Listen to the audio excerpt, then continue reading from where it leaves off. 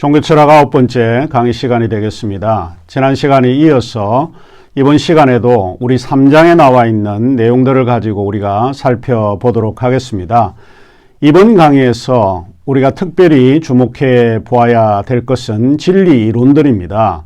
진리에는 여러 가지 이론들이 있는데 이런 진리 이론들을 오늘 구체적으로 좀 소상히 살펴보도록 하겠습니다. 진리에는 크게 네 가지 진리 이론들이 있습니다. 첫 번째가 진리 대응설이라고 하는 것이 있고, 두 번째가 진리 정합설, 그리고 세 번째가 진리 실용성, 네 번째가 진리 의미론이 있습니다.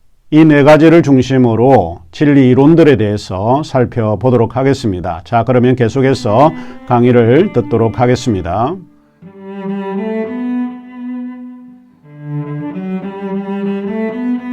자, 이번에는 진리에 관해서 우리가 한번 배워보려고 합니다. 교과서 133쪽, 133쪽 진리의 정당성에서 좀 시작을 하겠습니다. 진리란 무언가 하는 것입니다. 인식론에서 제일 중요한 개념이 아무래도 진리이겠죠. 진리란 무언가, 진리를 어떻게 정당화할 수 있는가 하는 문제입니다. 우리는 애부터 이제 그런 이야기를 많이 들어왔습니다. 진리는 언젠가는 승리할 거다. 사람들은 진리를 믿습니다. 그리고 진리에는 분명히 힘이 있다. 이렇게 믿습니다. 그런데 진리가 무엇인지에 대한 대답은 쉽게 얻을 수 없습니다. 우리 성경을 사랑하는 사람들이 이 성경을 보게 되면 빌라도를 우리가 만나게 되는데, 빌라도는 사람들을 선동했다는 이유로 바리새인들에 의해서 기소되었던 그리스도에게 이런 질문을 던집니다. 진리가 무엇이냐라고 이렇게 묻게 되죠. 진리가 무엇이냐의 물음은 철학의 중요한 논제와 연관된 물음입니다. 이것은 철학사를 통해 여전히 해답을 기다리는 물음일 뿐만 아니라 일상 속에서도 여전히 해답을 기다리는 물음이기도 합니다. 진리란 단어에 대해서 이제 우선 우리가 공부를 해야 할 텐데, 일단 우리가 빌라도가 한 말을 잠시 우리가 좀 생각을 해보게 됩니다. 빌라도가 세 번째 말하되, 이 사람이 예수 그리스도를 말합니다. 무슨 악한 일을 하였느냐? 나는 그에게서 죽일 죄를 찾지 못하였으나 때려서 놓으리라 하니, 그들이 큰 소리로 재촉하여 십자가에 못 박기를 구하니 그들의 소리가 이긴지라. 해골이라 하는 곳에 이르러 거기서 예수를 십자가에 못 박고 두 행악자도 그렇게 하니 하나는 우편에 하나는 좌편에 있더라. 이 예수께서 이르시되 아버지 저들을 사하여 주옵소서. 자기들이 하는 것을 알지 못함이니라. 인식하지 못했다, 이런 거죠. 이제 중요한 그 진리의 문제를 다루면서 이야기를 하고 있는 내용입니다. 자, 그러면 진리라고 하는 게 뭐냐? 요한복음 17장 17절에 보면 그들을 진리로 거룩하게 하옵소서. 아버지의 말씀은 진리니이다. 그 다음에 요한복음 8장 32절에 잘 알려져 있는 구절이죠. 진리를 알지니 진리가 너희를 자유케 하리라. 요한복음 14장 6절에는 내가 곧 길이요 진리요 생명이다, 이렇게 되어 있습니다. 진리란 라틴어에는 베리타스라고 하는 말이고, 그리스 말에는 알레테이아에서 유래한 말입니다. 뜻은 진리라고 할 때 성실하다, 믿는다, 참이다 라는 의미로 사용되고 있습니다. 자, 또 진리는 성실하다 뿐만 아니라 신뢰하다, trust의 의미로 또 이해되는 경우도 있습니다. 우리가 잠언 3장 5절에 보면 너는 마음을 다하여 여호와를 신뢰하고 내 명철을 의지하지 말라, 이렇게 되어 있죠. NIV 성경 구절에는 Trust in the Lord with all your hearts and lean not on your own understanding. 지가 빠졌네요. 이 라틴에는 피두시암이라고 하는 말입니다. 피두시암 인 도미노. 그래서 주님 안에서 신뢰하라 라고 하는 이제 뜻으로 사용되기도 합니다. 우리는 보통 하나님이 진리이고 성령이 진리이고 예수가 진리다 이런 말을 사용을 하죠. 특별히 이제 삼위일체 중에 예수가 진리다는 말, 이 말에 갖는 의미는 무엇인가 하는 것입니까? 자, 즉 예수를 믿는다는 것이 진리인데 그것의 의미는 뭔가 하는 것입니다. 예를 들면 제가 학부의 학생들에게 시험을 쳐서 시험 점수를 이렇게 보통 이렇게 잘 주지는 않습니다. 뭐 정당하게 평가를 해서 주긴 하지만 그다지 높은 점수를 잘 안 주는 편인데 학기 말에 되면 늘 학생들이 이제 제 방에 와서 자기들이 받아들인 성적표를 가지고 성적을 조금 올려달라고 이제 부탁을 합니다. 그래서 제가 이제 묻죠. 왜 이제 성적을 올려줘야 되냐, 왜 시험을 못 쳤냐, 이렇게 묻습니다. 뭐 이유가 여러 가지입니다. 다양한 이유들을 합니다. 갑자기 여자친구하고 사귀게 되어서 시간을 뺏겠다든지, 돌아가지 않은 부모들도 돌아갔다고 이야기를 하고, 여러 가지 이제 핑계도 되는 경우도 많이 있습니다. 또 학자금 대출을 받기 위해서 성적이 좋아야 된다, 뭐 이런 이야기인데 점수를 좀 이렇게 달라, 이런 이야기를 조금 하죠. 한번 제가 이제 그런 생각을 해보게 됩니다. 그러면서 제가 정당한 이유가 되면 점수를 올려주겠다 라고 이야기를 합니다. 가령 C 플러스 받은 학생에게 B 마이너스를 주겠다 이렇게 하면 굉장히 감사하겠죠. 그래서 나가면서 이제 문 앞에서 교수님만 믿고 갑니다 이런 학생들이 들어 있습니다. 이때 교수님만 믿고 갑니다 라고 할 때 그 말을 한 정 교수는 변덕이 심해서 한다고 했지만 또 마음이 바뀌거나 그러지 않다라고 하는 거죠. 그러니까 믿는다라고 할 때 예수가 진리라고 하는 말은 예수님이 살았던 그 삶 자체가 성실했고 진리고 주님이 하신 말씀이 거짓이 없다라고 하는 뜻이죠. 예수가 없다라고 하는 이런 말은 아마 그런 의미로 우리가 생각해 보지 않을까 싶습니다. 자, 이제 우리에게는 여러 가지 이제 진리에 대한 철학적인 이론들이 굉장히 많이 있습니다. 이제 134쪽에 많은 철학자들에 의해 고안된 진리들, 이런 거를 한번 우리가 생각을 해봐야 될 텐데, 특별히 이제 134쪽에서 135쪽 정도에 나오는 내용들입니다. 가장 대표적인 진리 이론 중에 하나가 진리 대응설입니다. 진리 대응설, 소위 correspondent view of truth라고 하는 진리 대응설은 사실과 일치하거나 대응해야 한다는 겁니다. 이 사실을 확인 안 하고 말을 하면 안 된다는 거죠. 요즘 유튜브에 많이 등장하는 것들이 이제 가짜 뉴스들이 굉장히 판을 치고 있습니다. 이게 팩트 체크를 해야 되는 이런 그 이론을 보통 우리가 이야기할 때 진리 대응설이라고 이야기를 합니다. 진리라고 하는 것은 그것을 그것이라고 말하는 것, 즉 그것이 아닌 것을 그것이 아닌 것이라고 말을 하는 겁니다. 그러니까 예수님께서도 그런 말씀을 하신 걸로 기억을 하는데, 예는 예, 아니면 아니요라고 이야기를 하라는 거예요. 우리가 거짓을 이야기를 하게 되면 어디에 위배되는가 하면 진리 대응설의 위배가 됩니다. 진리 대응설이 추구하는 것은 그게 사실과 일치하는가, 팩트와 대응하는가, 반드시 대응해야 된다고 생각하는 진리 이론이라고 볼 수 있죠. 이 백문이 불여일견이라고 하는 옛말이 있는데 보아야 됩니다. 확인하고 실제 그 사실이 맞는가, 일치하는가 확인을 해야 됩니다.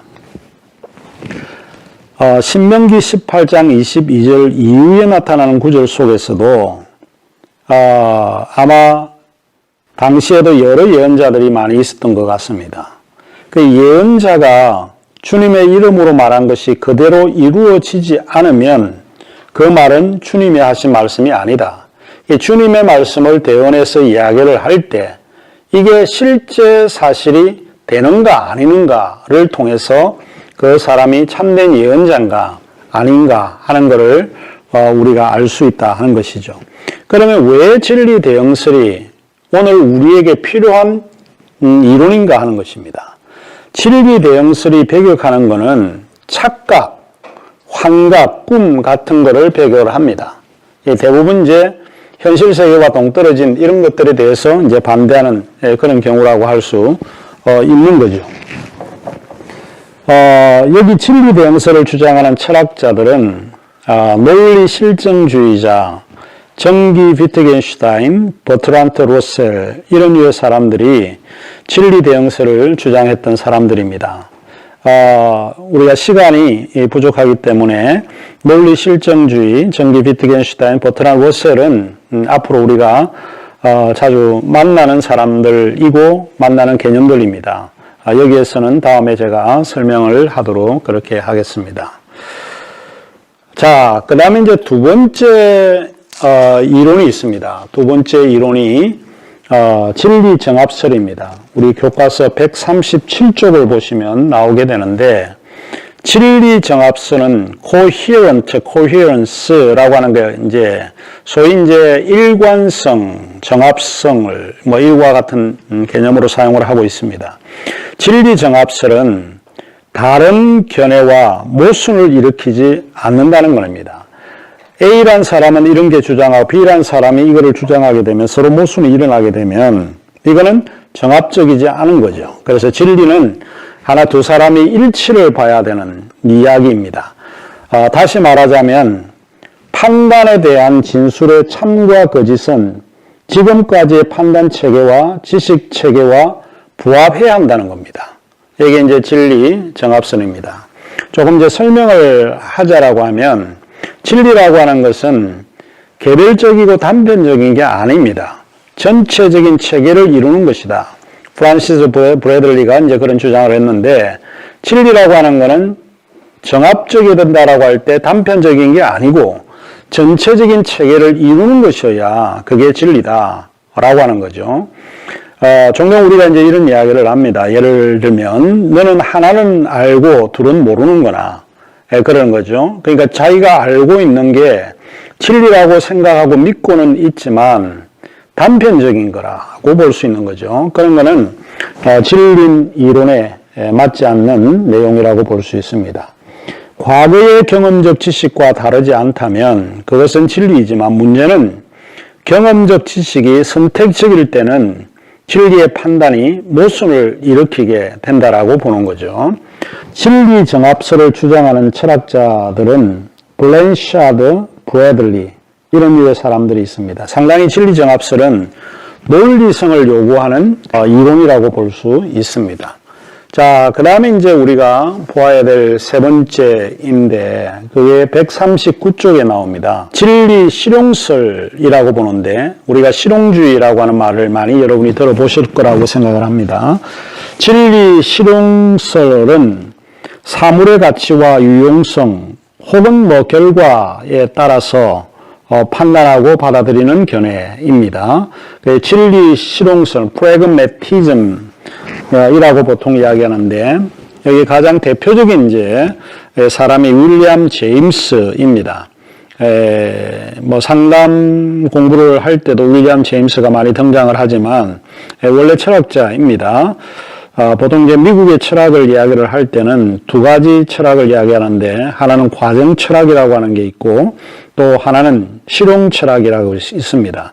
그래서 이 윌리엄 제임스, 존 두이 뭐 이런 류의 사람들이 미국의 실용 철학을 만들어 냈죠. 그러면 진리라고 하는 것은 뭔가 한 겁니다. 진리는 만족스러워야 되고 효과가 있어야 되고 편리해야 된다는 거예요. 실용이라고 하는 기준에 맞지 않으면 그거는 진리가 아니다, 참이 아니다 이렇게 주장을 합니다. 그 윌리엄 제임스가 한 말 가운데 유명한 말이 있는데 신은 실제로 영향을 미치기 때문에 실제한다는 거야.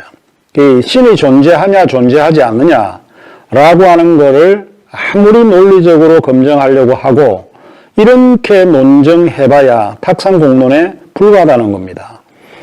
그래서 신을 아는 게 아니라 신이 실제로 내가 신을 믿어서 그 신이 내 삶에 영향을 주고 내 삶을 바꾸어 놓고 내게 행복을 준다라고 하면 그거는 신이 실제한다는 겁니다. 신은 실제로 내게 영향을 미치기 때문에 실제 하는 거지 논리나 이런 거에 의해서 합리적인 그 형식을 따라서 신을 이해할 수는 없다 이렇게 보는 겁니다. 또 진리 실용설이라고 하는 게 결과도 굉장히 중요합니다. 결국은 우리가 이게 진리냐 아니냐 모르죠. 그 결과를 보면 저 사람이 참이었구나 참이 아니었구나 하는 걸 알 수 있다는 거죠. 성경의 마태복음 7장 16절에 적절한 성경 구절로 비유가 되는지는 모르겠지만 그의 열매로 그들을 알지니 가시나무에서 포도를 또는 엉겅퀴에서 무화과나무를 따겠느냐. 결국은 그 결과를 보면 그 사람이 어떤 사람이었다라고 하는 것을 알 수 있습니다. 진리 실용성은 영국의 경험론과 대륙의 합리론을 배격합니다. 그리고 그들이 주장하는 것은 소위 이제 현금, 가치, 캐시 밸류를 믿습니다. 돈은 힘이 있습니다. 돈은 가치가 있습니다. 제가 10,000원짜리 지폐를 가지고 아무리 더럽고 시궁창에 빠져있는 돈을 가지고 여러분에게 준다고 해도 거절할 사람이 없습니다. 왜냐하면 돈은 가치가 있거든요. 그 현금은 밸류하다는 거예요. 가치가 현금 캐시 밸류라고 하는 게 분명히 있다. 이게 진리 실용성입니다. 진리 실용성을 주장하는 철학자들은 존 두이, 윌리엄 제임스, 찰스 버스는 과학 철학자인데 이런 세 부류의 사람들이 소위 미국의 철학을 만들어냈고 진리 실용성을 주장했던 류의 사람들입니다. 그 다음에 최근에 이제 논의는 잘 하지는 않지만 하나 더 진리 이론을 좀 주장을 하자면 진리 의미론이라고 하는 게 있습니다. 이제 이 용어를 잘 사용을 하지는 않는데 의미론이라고 할 때 deflection이라고 하는 건데 semantic view of truth라고 하는 겁니다. 이건 의미의 분석에 따라 진리를 인식하는 견해입니다. 그래서 의미론이라고 봅니다. 우리 교과서에 143쪽 밑에서 세 번째 줄에 진리의 의미이론을 주장했던 사람들과 그들의 주장을 제가 언급을 합니다. 그런데 보통 진리 이론에서 최근에 진리 의미론에 대해서는 많이 언급을 하지 않고 있다라고 볼 수 있습니다. 자, 그러면 진리 의미론은 한마디로 이야기를 하자면 문장 이론이라고 볼 수 있습니다. 문장을 어떻게 쓰고 문장을 분석하는 데 관심을 갖는 거죠. 문장과 그것의 행동과의 관계를 분석하는 것. 이게 이제 진리 의미론이 추구하는 것입니다.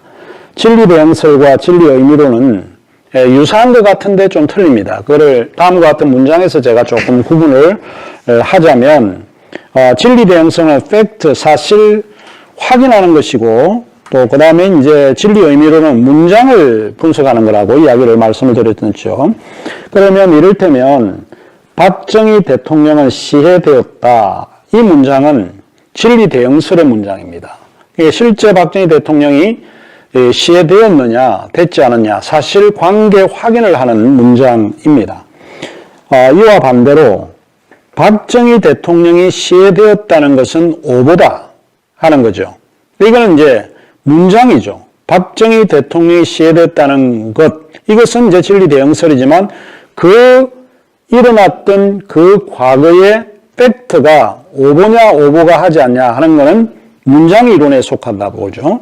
그래서 박정희 대통령이 시해되었다는 것은 오보다라고 하는 문장은 일종의 다른 이제 문장 이론으로 합니다. 그래서 요 이제 네 가지가 진리에 관한 이론이고, 그 다음에 이제 마지막 결론적으로 나가면서 10장에 진리를 정당화하는 조건들을 볼 수 있는데 그 안에는 내적인 조건이 있고 외적인 조건이 있습니다. 내적인 조건은 경험론, 믿음, 성령의 내적 증거 이런 것들이 굉장히 중요한 조건들이고, 그 다음에 외적인 조건은 이성, 합리성, 문화, 언어 그런 거죠. 그러니까 우리가 어떤 진리를 가지고 있다라고 할 때 이런 내적인 조건과 외적인 조건이 동일하게 우리에게 영향을 미치고 있다라고 하는 것입니다. 그러면 진리는 사실 그 진리 그 자체의 본성을 규정하기가 어렵습니다. 다만 진리를 정당화하는 그 조건에 우리가 보통 관심을 갖고 있다. 하는 이런 생각을 좀 가지면 될 것 같습니다.